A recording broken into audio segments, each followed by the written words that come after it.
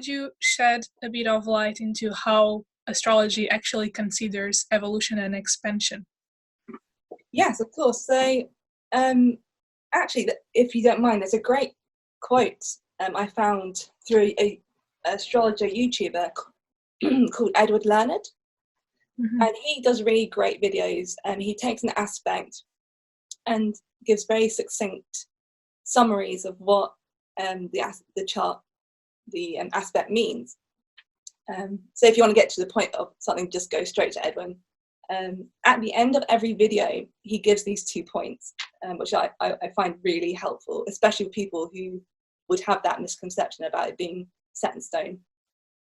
Okay, first point, the stars may impel but do not compel. Pretty much saying, like, we have free will, like we have our choice to, it's kind of like the story about you have 2 lions inside you, like the good lion, the bad lion, which one do you feed? And so often we have a responsibility for our responses. So yeah. Point 2, he says about never isolate any single astrological element or aspect, planetary placement, position, configuration, and influence when making an analysis of a person astrologically alone, because everyone is a sum of all components in their chart, not just one. So I think that's one thing, especially if someone looks at their chart and sees quite difficult aspects, they can just assume, like, I'm doomed and I have no hope and, like, what can I do and all that. But for astrology, it promotes expansion and self-awareness, and ideally also spiritual progression too. So to make you realize that, one, you're way more than your chart. That your astrological chart is for your physical form, and I believe that we are all more than who we physically are. Like, we're more than flesh and bone.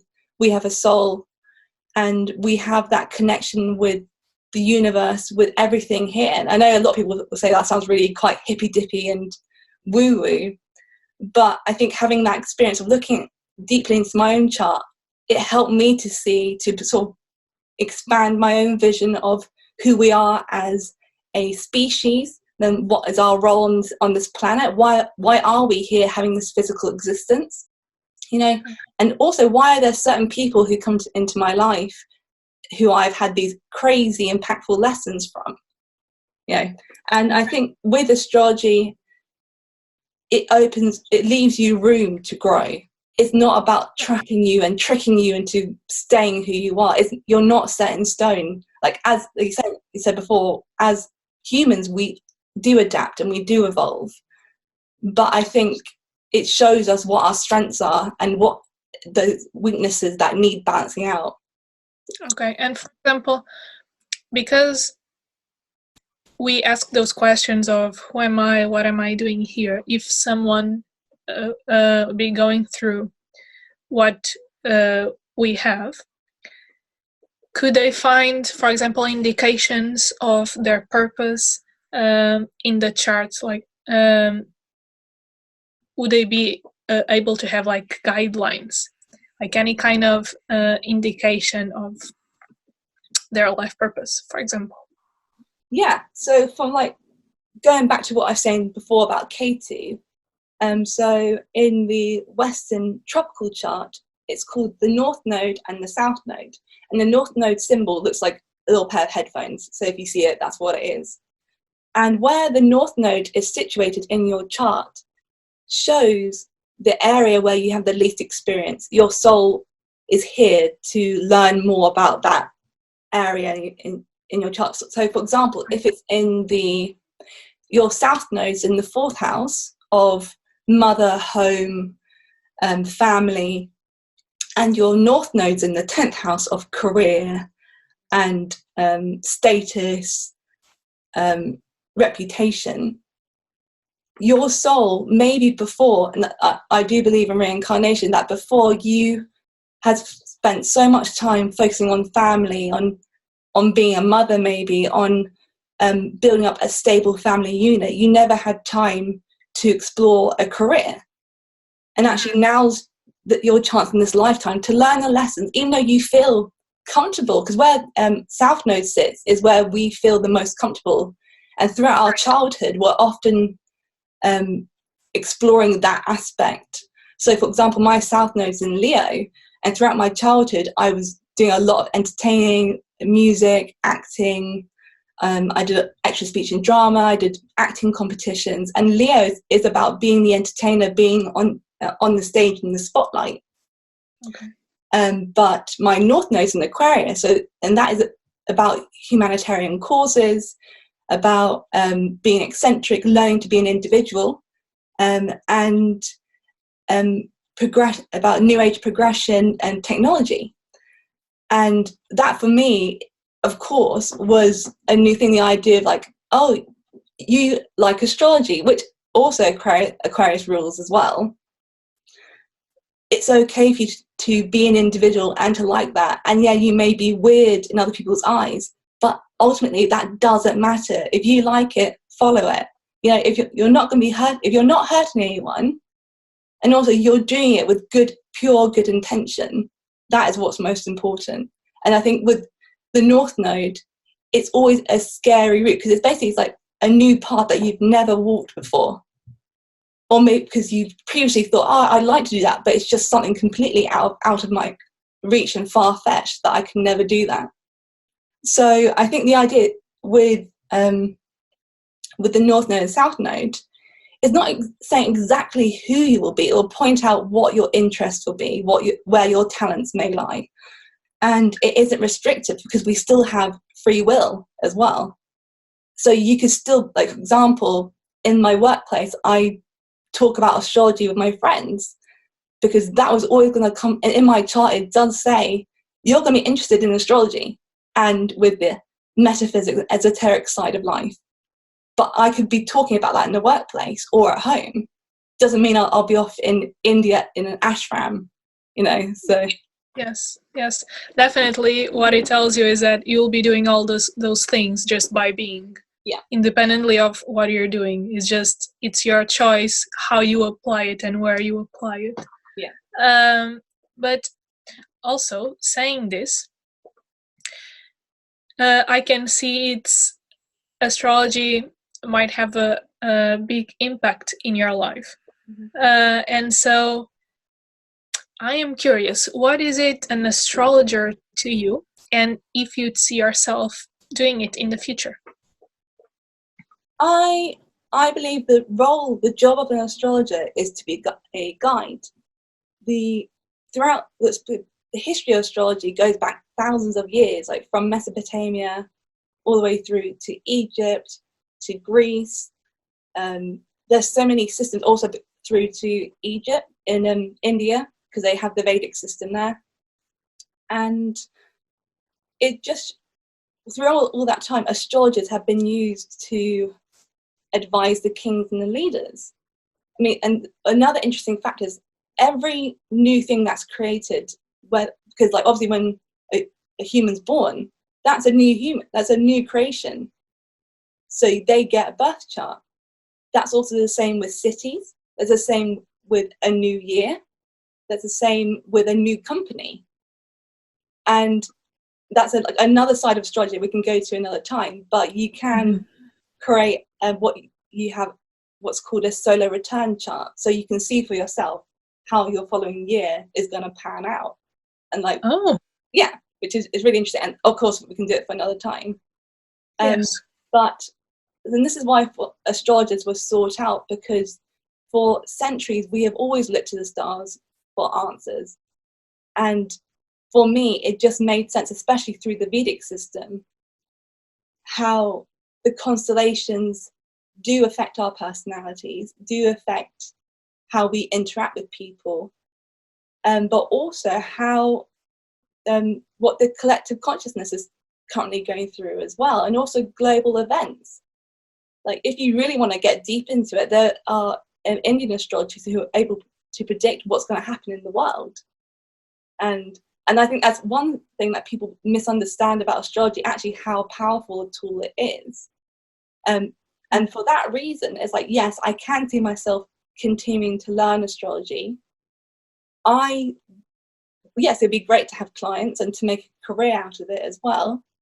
But for me, I want to make sure I'm at a place where I'm being the best teacher, best guide I can be, because that is a very important job. There are too many people who are using astrology to scam others, which I absolutely abhor. I just think there's something karmically wrong with that.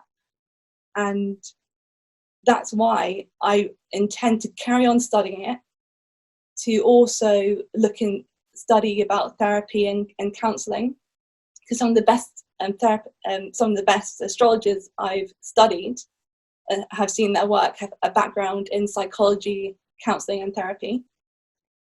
And again, yeah, that is the job. The true job of an astrologer is to promote healing, self-expansion, and to help their clients see their true potential, and also ultimately who they are as individuals. Okay. So if someone was starting out going into astrology, would you have any advices in terms of resources or any information that might make that process just a little bit easier? Yeah, I love research, so I can't stress that enough. Research, we have the internet, and there's also we have loads of books. There are many astrologers who have written many books. There's Liz Green, who's a great astrologer, and she's written this book recently called Saturn, A New Look at an Old Devil, and basically about mankind's interpretation of the Saturnian psyche, basically how that affects our mindset about maturity, about responsibility. With Saturn, it is about how we overcome those obstacles in our life. And what I found out recently, that Saturn is my dominant planet. So to have these obstacles and challenges since I was younger, having speech delay and communication issues, all the way through with bullying and body issues, being ill, and then now this dark night of the soul and this sort of spiritual awakening, I think Saturn has always been there to sort of try and keep pushing me to fight for myself and to build up my character as well. And you can see this with a lot of people who are successful businessmen, like I think Alan Sugar, the host on The Apprentice. He has a chart full of difficult aspects, and he had to work himself to the bone to get to where he is now. It wasn't given to him. He strived to get to where he is, and that's what Saturn is all about, making us put in the work and have the discipline to get to where we want. Like it makes you want that you are the goat on the mountain, slowly climbing up, and it's hard and tiring. You feel sad and depressed, but Saturn's doing that, so ultimately that you grow. Sorry, it's a tangent on Saturn. Big support. Again, with books, we have The Stars Within You by Juliana McCarthy. This is a really great book for beginners. It goes through everything, every aspect and every sign, and also there's nice pictures in it as well. I'm a visual person, so that helps me. And like, for example, has like here a chapter about Mercury and Capricorn, so you can really just get your chart, see what the different aspects mean. So that would be the best book for beginners, I'd recommend, in your opinion? Yeah. Okay. Let's see here. Juliana McCarthy. There's so many great videos on YouTube as well. If you don't mind, if you could also send those to me, so then we could put in the description box some of the videos, some of the books you just mentioned, so that people can have access to it. Yeah. Would that be okay?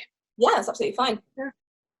Also, I think that everyone could see with this video that actually astrology is a very complex theme, but I also think that everyone could also see how it can be a very, very useful healing tool, and a big support for our inner journey and outer journey as well.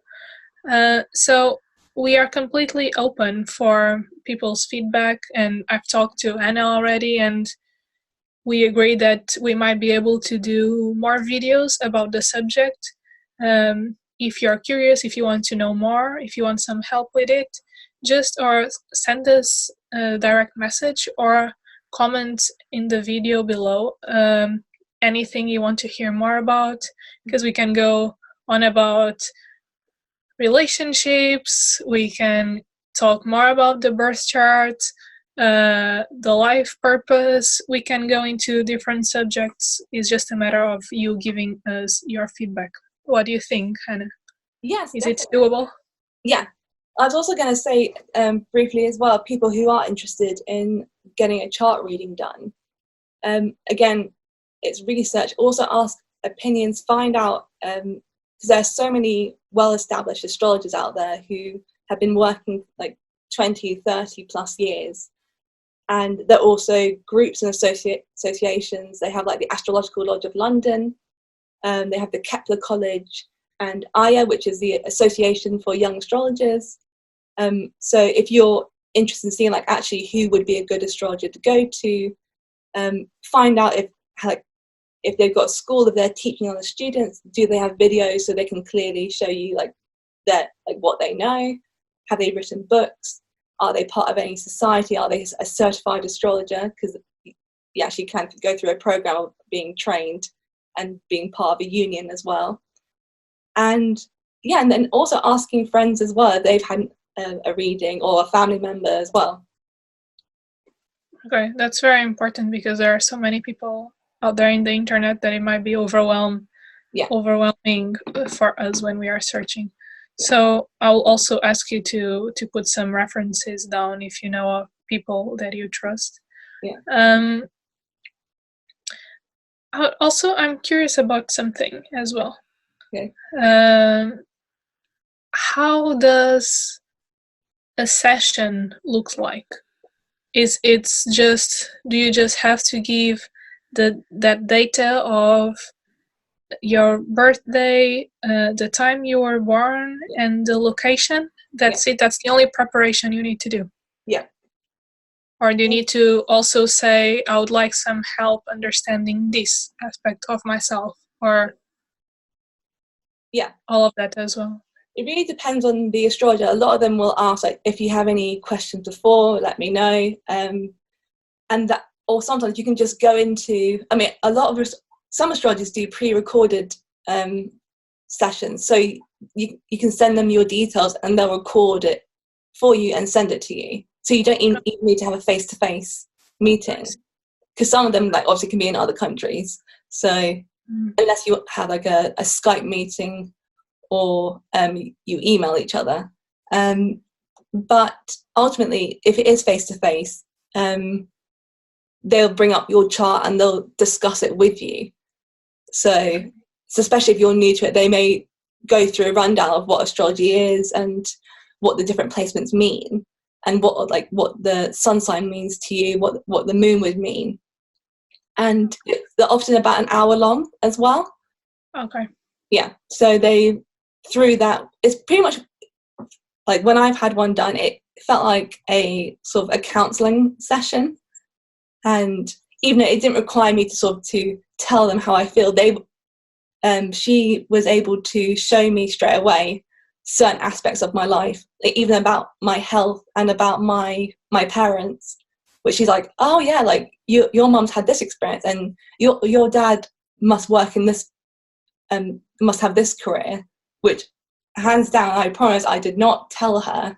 She was able to see that. So it was, I think it's having those moments which kind of helped confirm, like, yes, I feel like this is a genuine good tool. Yeah. Okay, that's actually, I love that. I'm actually, I must say, I'm quite interested in having one myself. That's actually very cool. And yes, it's those moments that really strengthen our belief in certain techniques. So it's great that you had that, and I can see it was very useful.